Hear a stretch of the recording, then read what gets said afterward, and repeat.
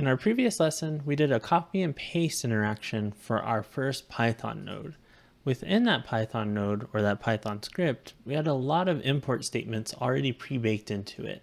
We also had all the other interactions baked in as well.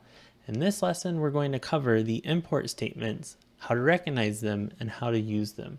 So with that in mind, we're going to jump right into Revit and Dynamo for the rest of this lesson. All right, so once again, we are in Revit 2023 in the advanced sample model, and I have Dynamo open already on a new blank workspace. So for the imports, if I go ahead and make this full screen right now, we'll go ahead and right click and search for a Python script. We will see that we have our iron Python script placed once again. So that's a bit of a recap from our previous lessons. Double clicking it will edit it.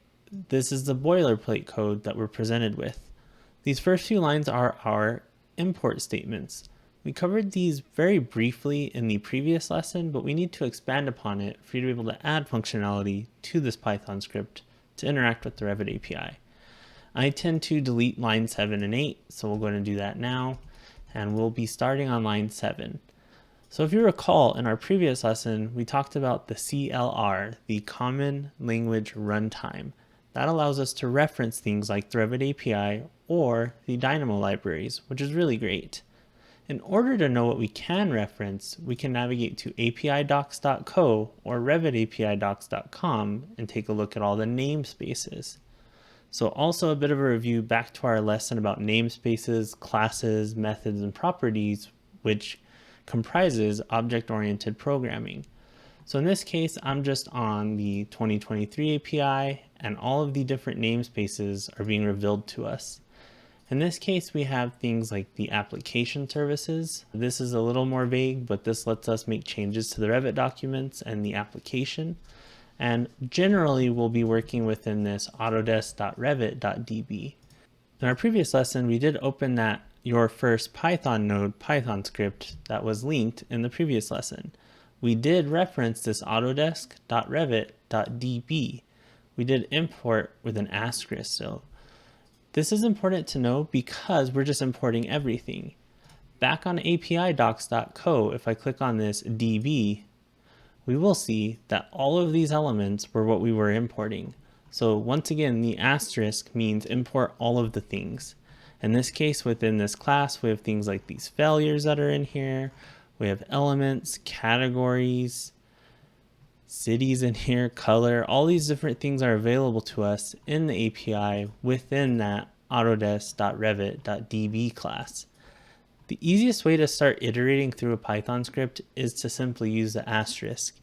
Linked in the resources for this lesson is a video that's showing some of the differences in execution times for Python scripts, C# nodes, and out-of-the-box nodes. If you want to speed up your Python script, you need to be specific on what you're importing as well. So that's what we're going to look at a bit here in this lesson. So in this case, back in Revit, we'll go ahead and we can click on line 7, CLR.add reference, parenthesis, and we'll do a single quote, Revit API. And this is case sensitive. So now we've added a reference to the Revit API. In this case, if we click run, once again, we're in run automatic. Our Python script runs and it's just outputting the number 0 in this case. So we did go ahead and reference the API, the Revit API. However, we did not tell it to load anything quite yet. You might be wondering where this name Revit API comes from. That's actually the corresponding name to the DLL that all of these namespaces are found within. So if we navigate back one more time on API docs, we'll see that we have the revit.db namespace. In this case, this one is referenced in the Revit API.dll. So let me go ahead and open up that now as well. So under C, Program Files, Autodesk, in our case Revit 2023, we will see quite a few DLLs in here available to us. By default, the ones that you're going to be referencing the most when it comes to Python scripts and Dynamo are the Revit API.dll, and we'll find that now. Revit API.dll, and you might reference a few of these others as well. The UI is another one that's popular to reference. And other than that, unless you're building plugins, a lot of these don't come into play quite as much. There are some MEP DLLs and things like that that you can reference as well, but typically it's going to be that Revit API. So in this case, if I go ahead and open my Python script back up, we'll see that we reference that Revit API. Now what we can go ahead and do is tell it which namespace we want to import. So if we type from, we'll notice that that word gets highlighted red in Python. That's because this is a reserved keyword for telling Python where to load these things from. So that's what that means. In this case, if we re-reference the API docs website, we'll see that we're in the Autodesk Revit.db namespace. So I'm going to copy and paste just to make it simple. We're going to tell it from Autodesk.Revit.db import asterisk. And we have now referenced all of the different things within that namespace in the DLL. If we jump back to apidocs.co, let's go ahead and make this a little more specific. So in this case, we'll import everything in the element namespace. Actually, let's go ahead and import everything in this color namespace. So this color class exists in the Autodesk.Revit.db namespace. So we'll go ahead and import color only. So instead of importing everything with an asterisk, you can go ahead and type in color on that replacement for the asterisk, and it will only reference those specific classes in that namespace. So now we have color imported. Within color on apidocs.co, we should have a few options available to us. In this case, we have something called a constructor. This lets us build that element from scratch within Python. So with color, we can actually do color, parenthesis, red, green, and blue. So let's go ahead and do that now. We'll output color. And in my case, I'm just going to do 255 all the way across. And we'll go ahead and hit run. At this point, we are outputting an element that is a color in this case. So we did reference the database, the Revit API database, and we're importing only color from it. In this case, if we were to use the pinned interaction from our last lesson, it would throw an error at us in this case. So if we were to go ahead and select an element, so I'm going to right click and select model element. In this case, I'll pick a grid once again, similar to the last lesson. So we have a grid selected, and we input into our input port that grid. In this case, we're going to make it pretty simple and type in0 to reference that input port .pinned. We'll go ahead and click run, and we'll go ahead and get an error that says that the grid object has no attribute of pinned. In this case, we haven't referenced that part of the Revit API to be able to use this element. There is a second step that we're missing at this point, and that's converting this element that's a Dynamo element into an internal Revit element. That's in a later lesson. But in this case, we are only referencing this color class, so we're not able to get any status of these elements. Back on apidocs.co, if I navigate back, we're back in the Autodesk.Revit.db namespace.